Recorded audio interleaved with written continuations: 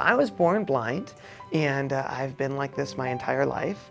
And I think what is really interesting, in terms of being a blind person is that you never really have a chance to live in the sighted world. I'm legally blind, diagnosed with cone-rod dystrophy. A lot of people ask me if I've been able to see how everyone else sees, and I never know how to answer that because I don't think I've ever in my life seen how everyone else sees. Perfect vision is 20/20 and mine is 2200, which is what classifies me as legally blind. If I was to ask you to describe to me what blue is, and if you've never seen blue, how would you be able to do it? When it comes to outdoors, in the sunlight, even the slightest bit of light I cannot see in. I'm completely blind in the sun, so I have to wear these special sunglasses that I have with a very special tint that is the only tint that I can see in the sunlight with. Going to law school as a blind person is excruciatingly difficult. I mean, it is an incredibly challenging, incredibly cumbersome, and really daunting process. So I want you to imagine, you're going through this as a blind person, and you're not able to read and write, and you have to internalize and memorize absolutely everything. People doubted me when I decided to go into a visual field such as digital media arts. And a lot of people question how I'm able to get around to editing and Photoshop and Dreamweaver and all that stuff. And for me, the way I use computers to do anything, I use a zooming feature. Every time I do anything on my laptop, I'm super zoomed into it so I can read everything on it. People who know struggle and challenge, that they work so hard, but at the end of the day, after their work, they put in the hours, they put in the time, they put in the passion, because they understand and believe that they're part of something so much bigger, so much grander, so much more noble. And it just gives that sense of life, a sense of spirit and meaning and purpose and mission.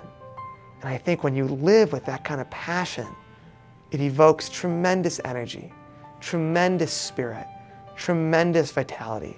I've always had a huge passion for Bollywood dance, and when I got to college, Oakland University didn't have a Bollywood dance team, so I thought I should just start one. As the coach of the dance team, I choreograph all the songs, I choreograph all the dance moves to everything. I'm really aiming to perform off campus and make it a team that's known out of just Oakland University, so that's what my goals are for that team. And wherever I go, I will put a Bollywood dance team there too. After I graduated from Northwestern and then passed the bar exam, I immediately came here to my dad's law firm, and we established our public services division. Our public services division represents people completely pro bono. We never charge for legal representation, and we really get involved in cases that will hopefully make life better for people. Any smartphone is useful for someone who's visually impaired because there's so much that you can download and so many different ways you can use it to help you and assist you so that it could be kind of like your second eye or third eye. I use the camera to take pictures of something and then zoom in so I can read what is actually on it. When I'm watching TV, I can't read what's on the guide on the TV. The smart remote is helpful because I can see what shows are playing right on my phone. I can just pick what show I want to watch, and my phone can actually control my TV. The people who know struggle, hardship, difficulty, and pain are the people who will do what is hard to achieve what is great. I live alone at my own apartment. That was a personal decision I wanted to make so I could test my independence and force myself to be out of my comfort zone. We need to look at life as a great novel, as a great work of art. In every great novel, you have to have chapters of pain. You have to have chapters of setback. You have to have chapters of sorrow.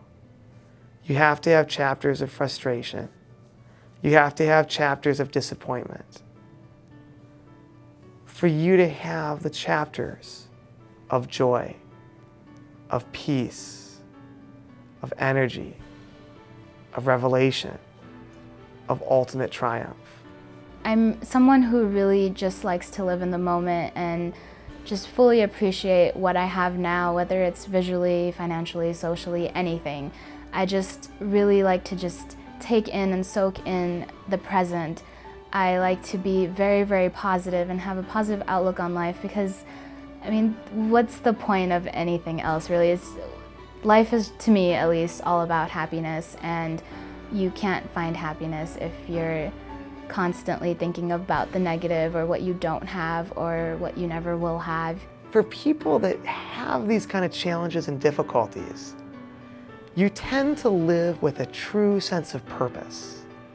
And if you're able to live your life knowing why you were created, knowing why you were sent here, knowing what your mission is, I believe you wind up living a life with meaning and a life with purpose, which translates to a life of fulfillment.